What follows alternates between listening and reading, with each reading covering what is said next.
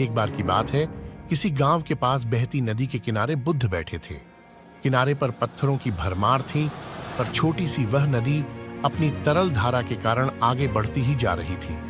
बुद्ध ने विचार किया कि यह छोटी सी नदी अपनी तरलता के कारण कितनों की प्यास बुझाती है, लेकिन भारी भरकम पत्थर एक ही स्थान पर पड़े रहते हैं और दूसरों के मार्ग में बाधक बनते रहते हैं। इस घटना की सीख यह है कि दूसरों के रास्ते में रोड़े अटकाने वाले खुद कभी आगे नहीं बढ़ पाते, परंतु जो दूसरों को सद्भाव और स्नेह देता है वह स्वयं भी आगे बढ़ जाता है।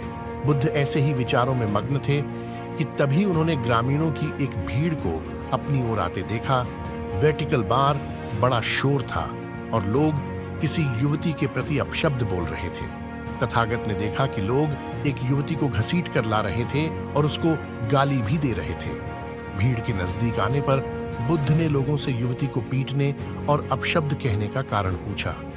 लोगों ने कहा कि यह स्त्री व्यभिचारी है और हमारे समाज का नियम है कि यदि व्यभिचारी स्त्री पकड़ी जाए तो उसे पत्थरों से कुचलकर मार डालना चाहिए।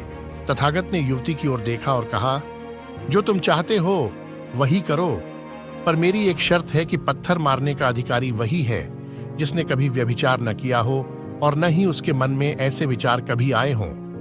इतना कहकर तथागत शांत हो गए। चारों ओर मौन था।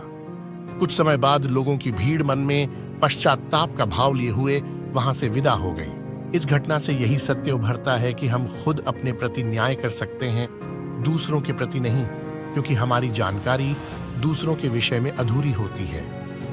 यदि हम किसी के प्रति न्याय करना चाहते हैं तो उसे ऐसा प्यार और स्नेह मिलना चाहिए कि खुद ही अपने दोषों को स्वीकार कर ले और उन्हें पुनः न दोहराने का व्रत ले।